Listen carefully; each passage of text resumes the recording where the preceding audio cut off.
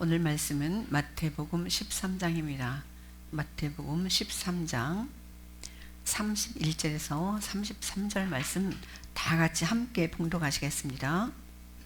또 비유를 들어 이르시되 천국은 마치 사람이 자기 밭에 갖다 심은 겨자씨 하나를 같으니 이는 모든 씨보다 작은 것이로되 자란 후에는 풀보다 커서 나무가 되매 공중의 씨들이 와서 그 가지에 깃드느니라. 또 비유로 말씀하시되 천국은 마치 여자가 가루 손말 속에 갖다 넣어 전부 부풀게 한 누룩과 같으니라. 아멘. 요즘 사순절을 지나가면서 사순절 묵상표를 제가 일주일 단위로 보내드리고 있는데 가운데 지난 어저께 그저께 금요일 날 말씀이 자꾸 마음에 와닿습니다. 금요일 날 우리가 마가복음 8장을 봤는데요. 예수님께서 21절에서 이렇게 말씀하시는 것이 제 가슴에 꽂혔습니다. 아직도 너희가 깨닫지 못하느냐? 아직도 깨닫지 못하느냐는 예수님의 매우 중요한 질문을 받습니다.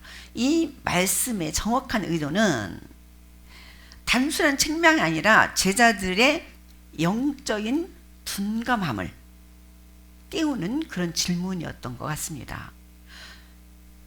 마가복음 8장 이 본문의 흐름을 보면은 의미가 분명해집니다. 이 사건의 배경은 이 질문은 두 가지 기적이 일어난 후에 나옵니다. 첫 번째로는 5,000명을 먹이신 사건이 있었습니다. 두 번째로는 또 4,000명을 먹이신 사건이 있었습니다. 이 예수님은 이 두 번이나 적은 떡으로 수천 명을 먹이시는 기적을 보여주셨던 것입니다. 그런데 이제 다른 지역으로 옮기는 배 안에서 제자들은 또 이렇게 걱정합니다. 야, 우리가 지금 떡이 없다. 어떡하지? 즉 눈앞에 빵 문제만 생각하고 있는 제자들을 보면서 예수님께서 한탄하셨던 것입니다. 예수님의 질문의 핵심은 이것입니다. 예수님은 연속적으로 질문을 던졌는데요. 아직도 알지 못하느냐? 아직도 깨닫지 못하느냐? 아직도 너희가 마음이 둔하냐? 아직도 기억하지 못하냐? 아직도 진짜 지금 깨닫지 못하느냐? 이런 핵심은 이것입니다. 내가 누구인지 왜 아직도 모르느냐? 예수님이 이 땅에 오셔서 많은 질병을 고치시고 병자를 고치시고 정말로 들녘에서 5,000명이나 떡 2개와 보리 떡 5개와 고기 2마리로 먹이신 사건, 또 7개와 떡 7개와 물고기 2마리로 4,000명을 먹이신 사건, 이 사건을 쭉 연결해 볼 수 없느냐 이 말입니다. 단순히 빵 문제를 걱정하는 것이 아니라 예수님의 정체성을 깨닫지 못하는 것이 문제였던 것입니다. 깨닫지 못하느냐 이런 질문을 헬라어로 해석해 보면은, 야, 너네들은 지금까지 내가 했던 일을 연결해서 볼 수 없냐? 의미를 통찰하지 못하느냐? 영적으로 깨닫지 못하느냐? 이거였습니다. 즉 예수님의 말씀은 너희는 기적을 보았지만은 그 의미를 연결해서 이해하지 못하고 있다. 지금까지 내가 너희를 만나서 쭉 행한 모든 것들을 연결해서 볼 수가 없느냐? 이겁니다. 예수님의 의도는 예수님의 질문의 의도는 세 가지입니다. 첫째는 기적보다도 정체성을 바라보라는 거예요. 예수님이 어떤 분인가? 하나님의 아들이시면서 너희들이 기다렸던 메시아임을 아직도 깨닫지 못하느냐? 예수님은 단순한 기적행위가 아니라 하나님의 아들 메시아입니다. 이 질문은 곧 이어지는 고백으로 연결됩니다. 그 마가복음 8장 29절에 베드로가 이렇게 고백합니다. 주는 그리스도시니이다. 아니, 너무나 답답한 거예요. 사람들이 예수님의 기적을 행하는 모든 것을 보면서도 예수님이 누구인가에 초점을 두지 아니하고 떡 먹고 배부른 것에만 관심을 두는 거예요. 떡이 없는 것에만 걱정을 하는 거예요. 예수님께서 야, 혹시 밖에 있는 사람들이 나를 누구라 하느냐 물어요. 그러니까 제자들이 뭐 선지자라고도 하고 뭐 세례요한이라고 이렇게, 그러면은 너희들은 나를 누구라 생각하느냐? 그때 베드로가 딱 나서서 말하죠. 다른 데서는 주는 그리스도시요 살아계신 하나님의 아들이시니다. 여기까지 고백할 수 있으면서도 아직도 예수님이 누구이신가 정확히 모르는 제자들을, 아주 머리가 지금 이렇게 헝클어져 있는 것 같습니다. 두 번째로는 눈으로 보는 것이 아니라 영의 눈, 마음의 눈, 이 눈이 열려지지 않았다는 것입니다. 예수님은 이렇게 말씀하십니다. 눈이 있어도 보지 못하느냐? 귀가 있어도 듣지 못하느냐? 이 말씀은 구약의 경고가 연결됩니다. 구약에서 예레미야가 그러죠. 5장 21절에 영적인 무감각한 것을 말씀하신 것이었습니다. 세 번째로는 기억을 통해 믿음을 배우는 것이라는 것을 깨닫게 해주는 것이었습니다. 예수님은 제자들에게 묻습니다. 야, 내가 한 일 중에서 너희들 5,000명을 먹일 때 바구니에 남은 숫자가 몇이더냐? 12이니이다. 대답은 잘해요. 그 다음에 4,000명을 먹일 때 남은 광주리가 몇 개더냐? 7개이니이다. 대답은 잘합니다. 예수님께서 하신 말씀은 이거예요. 내가 이미 행한 것을 기억하라는 것입니다. 믿음은 기억해서 시작됩니다. 이 말씀을 정리해 보면 아직도 깨닫지 못하느냐, 이런 질문은 세 가지 질문입니다. 기적을 보고도 나를 모르느냐? 눈으로 보고도 마음이 열리지 않느냐? 과거 은혜를 왜 기억하지 않느냐? 이겁니다. 너를 구원해 주시고 천국 백성으로 만든 자가 누구냐? 사망에서 생명으로 옮기시는 예수님이 무엇을 못해서 너네들 걱정이냐, 이거죠. 이 말씀은 오늘 우리에게 주는 메시지이기도 합니다. 이 말씀은 사실 제자들보다도 저와 여러분들에게 강하게 적용됩니다. 오늘 우리는 기도를 들으신 하나님 우리 경험했습니다. 은혜를 받았고 기적 같은 도움을 받았습니다. 그런데 또 우리는 걱정을 합니다. 그래서 예수님은 오늘 묻습니다. 내가 지금까지 너를 도운 것, 내가 지금까지 너에게 했던 모든 것들을 아직도 깨닫지 못하느냐, 이겁니다. 아직도 깨닫지 못하느냐. 오늘 저와 여러분들에게 예수님의 이 아직도 깨닫지 못하느냐, 이런 한탄이 깊숙이 마음을 차지하고 기도하며 정말로 믿음 없는 자가 되지 않도록 우리가 부단히 노력해야 될 줄 믿습니다. 믿음이 없는 자들이여, 인자가 세상에 다시 올 때 믿음을 보겠느냐, 이런 탄식. 오늘 마태복음 비유를 통해서 믿음이 더욱더 성장해 나가는 저와 여러분이 됐으면 좋겠습니다. 오늘 읽은 본문 말씀은 마태복음 13장 여러 가지 비유 가운데 두 비유가 연결되고 있다는 것을 우리가 볼 수가 있습니다. 작은 시작에서 보이지 않는 확장, 결국은 하나님 나라를 보여줍니다. 작게 시작하지만 크게 이루시는 하나님 나라, 오늘 말씀의 제목입니다. 자, 여러분 겨자씨를 본 적 있으십니까? 겨자씨. 우리나라는 겨자 생산을, 우리 지역에서는 겨자 생산을 잘 안 하죠. 그렇기 때문에 겨자씨를 보신 분들이 흔치 않아요.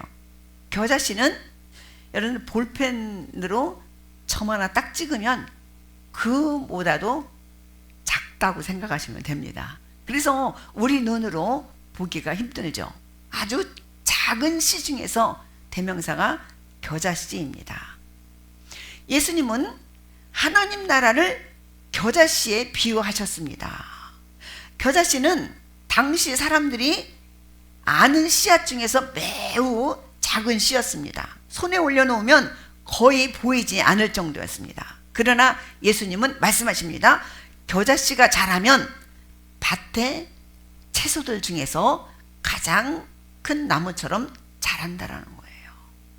그래서 우리 성경책에 보면은 그 나무에 뭐가 깃든다고 그래요? 새가 깃든다고 그러잖아요. 그래서 우리는 이 성경책만 가지고 나무가 되는구나, 겨자씨가 나무가 되는구나, 그렇게 생각했어요. 근데 제가 성지순례를 가서 보니까 중동 지역에는 큰 나무가 없어요. 근데 이제 그때그때 자라는 나물이 있는데 나물보다 크다. 그러니까 아무리 크게 자라도 얼만큼 자라겠어요? 우리 배추나무 흔히 고둥 패는 거 있잖아요. 그 고둥 패는 거, 그 정도.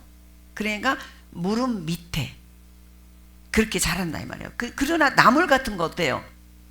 우리 나물 냉이 같은 거 캔 적 있죠? 어때? 땅에 있잖아요. 그러면 그 나물보다 훨씬 큰 게 겨자 나무입니다. 그래서 가서 보니까 아주 낮은 데도요 새가 깃들어요. 우리도 보면은 탱자나무가, 아주 가지나무가 작은데 그 속에 새가 드나들기도 하시죠. 응? 하나님 나라는 처음에는 작게 시작한다는 것입니다.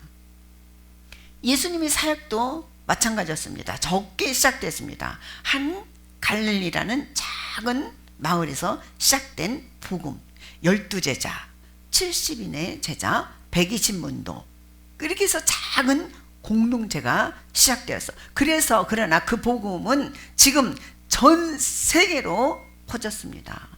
우리나라도 1000만, 973만이라고 합니다. 우리나라 기독교 수가 973만, 그러니까 1000만 정도 되죠. 그러니까 우리나라 4,500명 정도 된다면 4명 중에 한 사람은 기독교인이라는 거예요. 작은 갈릴리 마을에서 시작된 복음은 전 세계로 퍼졌습니다. 하나님은 작은 것으로 큰 일을 시작하는 분이십니다. 그러므로 우리는 작은 것을 무시하면 안 돼요. 오늘 저와 여러분들이 작은 기도의 시간, 여러분들 아침에 일어나서 저녁에 자기 전에 짧은 기도 시간, 이거 무시 못합니다. 작은 믿음의 결단, 이거 무시 못합니다. 그 다음에 작은 순종의 행함, 믿고 시행하기만 하면 하나님은 그것들을 통해서 큰 역사를 이루신다는 걸 우리가 알아야 될 줄 믿습니다. 시작된 믿음은 교회 안에 있지만 교회 안에 있기만 하면 믿음이 자라고, 믿음이 자라기만 하면 그 믿음의 사람에게는 많은 사람이 또한 깃들게 되어 있다는 것을 우리가 반증해 줍니다. 자, 그래서 그 다음은 보이지 않는 열매, 변화가 시작됩니다. 예수님께서도 누룩에 대한 비유를 하셨죠? 33절 한번 읽어보시겠습니다. 33절, 또 비유로 말씀하시되 천국은 마치 여자가 가루 소말 속에 갖다 넣어 전부 부풀게 한 누룩과 같으니라. 예수님은 이어서 또 하나의 비유를 말씀하십니다. 여자가 가루 서말 속에 누룩을 넣었어요. 처음에는 아무 변화가 없는 것처럼 보입니다. 그러나 시간이 지나면서 누룩은 가루 전체를 변화시킵니다. 누룩은 눈에 띄지 않습니다. 그러나 전체를 변화시키죠. 복음도 마찬가지입니다. 복음은 때로는 크게 보이지 않습니다. 세상은 여전히 혼란스럽습니다. 그러나 하나님 나라는 보이지 않는 곳에서 계속 확장되고 있다는 것을 알아야 됩니다. 비유가 말하는 하나의 메시지는 뭐냐면은 겨자씨와 누룩은 다른 비유 같지만은 같은 메시지를 전하고 있다고 여러분들 믿으시기 바랍니다. 겨자씨는 성장의 크기를 말합니다. 누룩은 확장의 방식을 말합니다. 정리해 보면은 하나님 나라는 작기 시작합니다. 그러나 하나님 나라는 조용히 퍼지고 있습니다. 그 다음에 하나님 나라는 결국 어떻게 이루어져요? 크게 이루어진다는 것입니다. 오늘 우리에게 주는 메시지가 뭐냐면은 종종 저와 여러분들은 낙심합니다. 내 믿음이 너무 작은 것 같아. 우리 교회가 너무 작아. 세상은 변하지 않는 것 같아. 이렇게 낙심하면서 실망하기도 하고 좌절되기도 합니다. 우리 믿음은 내가 작은 것 같지만은 하나님의 손에 들려지면은 우리는 엄청난 크기도 엄청난 방식도 우리는 이 말씀에서 알 수가 있습니다. 교회가 작다고 원망할 필요가 없습니다. 교회가 작아도 하나님 손에 붙들린 교회라는 것입니다. 세상이 변하지 않는 것 같아도 우리 생각입니다. 그러나 하나님께서는 조용히 누군가를 통해서 곳곳에서 일하고 있게 하십니다. 그러나 예수님의 말씀은 이것입니다. 작은 믿음을 두려워하지 말라는 것입니다. 하나님 나라의 능력은 크게 있는 것이 아니라 하나님의 역사 안에 있기 때문입니다. 하나님의 역사를 우리가 성경에서 보면은 하나둘 셀 수가 없습니다. 모든 것이 다 하나님의 역사, 하나님의 약속, 하나님의 또한 성취, 이런 것들을 볼 수가 있습니다. 우리 눈에는 절대 불가능하게 보였던 것도 하나님이 일하시면 모든 것이 되는 줄 믿습니다. 작은 믿음을 두려워하지 말라는 것입니다. 겨자씨처럼 작은 믿음도 하나님 손에 붙들리면 큰 나무가 된다. 누룩처럼 작은 복음도 세상을 변화시킨다는 것입니다. 누룩은 눈에 보이지 않지만은 가루 전체를 변화시킵니다. 복음도 마찬가지죠. 세상은 변하지 않는 것처럼 보이지만은 하나님 나라는 보이는 것 같지 않는 곳에서 계속 확장하고 있다는 것입니다. 생각해 보세요. 우리나라에 복음이 들어온 지가 150여 년밖에 되지 않았습니다. 그런데 어떠해요? 1000명이라는 숫자가 지금 많이 작아져서 973명으로 그렇게 기록하고 있지만은 그거 얼마나 많은 숫자입니까? 우리나라의 4분의 1이 기독교 신자 아니겠습니까? 하나님 나라는 눈에 보이는 크기로 판단할 수가 없습니다. 작기 시작하지만 결국 크게 이루십니다. 그러므로 우리는 작은 시작을 두려워하지 말아야 됩니다. 작은 믿음이라도 하나님께 맡길 때에 하나님의 나라의 역사는 시작됩니다. 여러분들 한번 시험해 보시기 바랍니다. 시험해 보셔도 좋습니다. 여러분들이 믿음으로 뭔가를 했을 때에 그 믿음으로 했던 것을 절대로 포기하지 마시고 그 믿음이 이루어질 줄 믿으시기 바랍니다. 마가복음 11장 23절에 보면은 누구든지 이 산들을 들리어 바다에 던지라 그리하면 그 말하는 것이 이루어질 줄 뭐라고요? 믿고 마음에 의심하지 않으면 그대로 되리라. 무엇이든지 기도하고 구하는 것을 받은 줄로 믿으시기 바랍니다. 그러면 그대로 된다라는 하나님의 약속의 말씀입니다. 사랑하는 성도 여러분, 여러분 삶 가운데 얼마나 기도를 하셨습니까? 그러나 부끄럽게도 내가 생각할 때는 나는 참 기도 시간이 적었어. 그럼에도 불구하고 오늘 저와 여러분에게 하나님은 오늘까지 인도하셨습니다. 여러분들 믿음이 얼마나 크다고 생각하십니까? 아주 내 부족하고 작은 믿음으로 여기까지 왔다라고 생각한다면 이것이 또한 은혜 아니겠습니까? 사랑하는 성도 여러분, 하나님께서는 약속하신 많은 이 언약이 있습니다. 약속이 있습니다. 그런데 그 많은 약속을 다 성취되었는데 나에게도 하나님의 말씀이 성취되게 하려면 여러분들은 어떻게 해야 되겠습니까? 그 약속이 무엇인지 먼저 알아야 되지 않겠습니까? 알으려면 어떻게 해야 되겠어요? 말씀을 듣든지 말씀을 읽든지. 그래서 요한계시록 1장 3절에는 뭐라고 했어요? 복 있는 자를 설명하는데 복 있는 자가 말씀을 읽는 자, 듣는 자, 그 말씀대로 행하는 자가 복이 있다. 할렐루야. 여러분들 복 받고 싶잖아요. 복 받고 싶으면은 다윗이 그랬잖아요. 하나님의 말씀을 주야로 묵상하는 자가 복이 있다. 여러분, 하나님께서 여호수아에게 당부한 말씀, 너의 입에서 하나님의 말씀을 떠나지 말게 하라.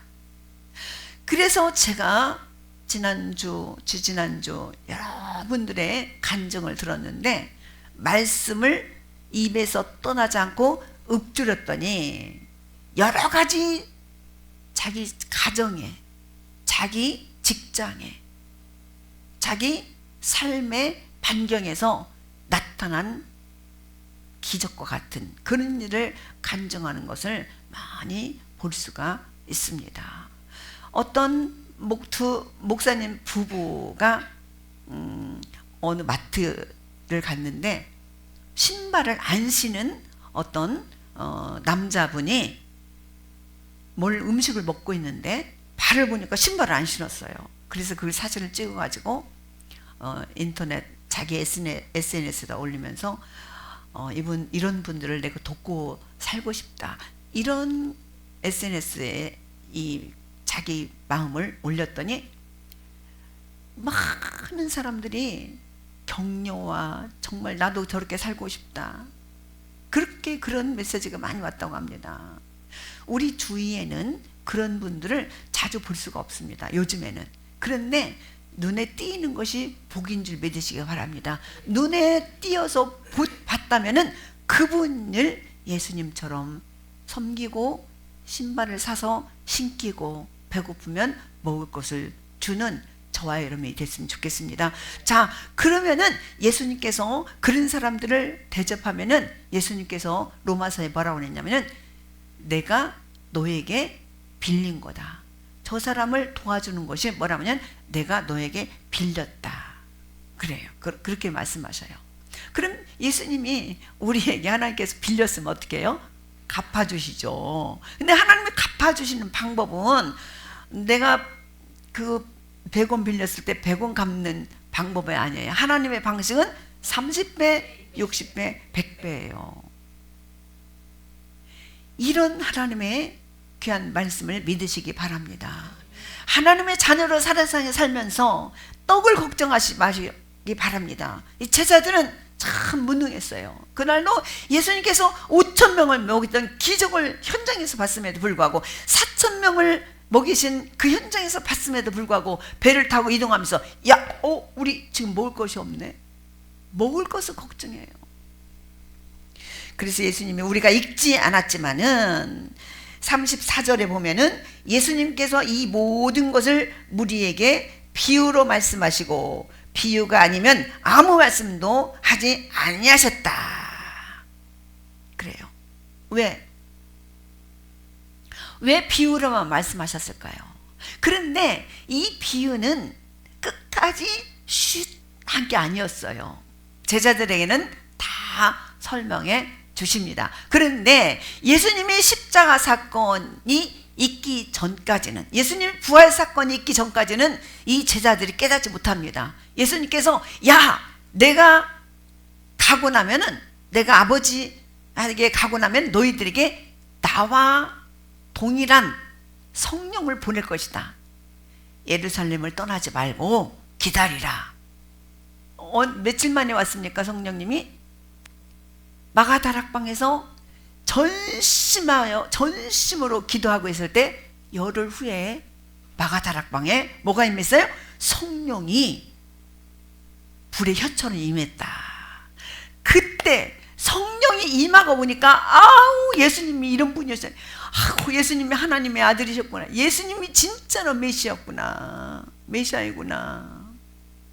성령이 임한 제자들은 불같은 마음이 일어서 밖으로 뛰쳐나가 복음을 전하기 시작했습니다. 사랑하는 성도 여러분, 믿음을 가지고 기도하시기 바랍니다. 믿음을 가지고 성령을 구하시기 바랍니다. 성령이 여러분들에게 임하시면 여러분들이 권능을 얻게 됩니다. 그 권능을 받게 되면 여러분들이 복음을 여러분 주위에서부터 시작해서 먼 곳까지 복음을 전할 수가 있습니다. 성령이 임하지 않으면 선교사로 나갈 수도 없습니다. 선교사로 나가신 많은 분들 보십시오.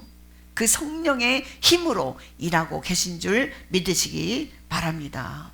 저와 여러분들이 적은 기도에서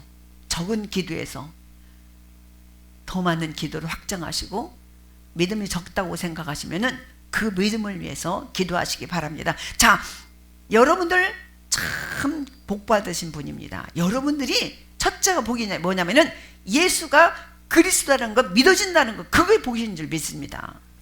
믿어진다는 것이 얼마나 큰 복인지 모릅니다.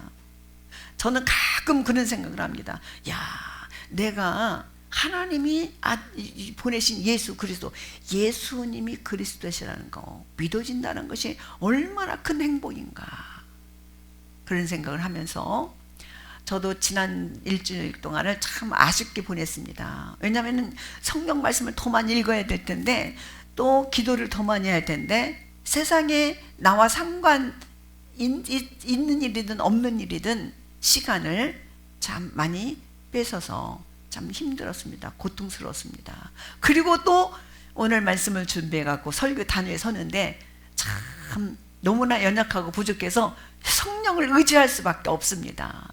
성령님께서 말씀하지 않으시면은 저는 그냥 어버버 떠들다 그냥 가는 사람밖에 되지 않습니다. 하나님의 말씀을 전하시는 분이 바로 성령님이시고, 성령님이 주신 오늘 메시지, 겨자씨 같은 믿음만 있으면, 또 작은 누룩만 있으면 여자가 갖고 있는 가루 소말 속에 다 부풀게 한다. 우리 호떡을 만들 때 누룩 써봤죠? 이만한 그 밀가루를 반죽을 했는데 반죽 그릇이 넘치잖아요. 할렐루야. 우리 새생명의 교회가 그런 믿음의 역사가, 그 믿음의 성취가 일어나는 그런 교회가 되기를 간절히 주님의 이름으로 축원드립니다.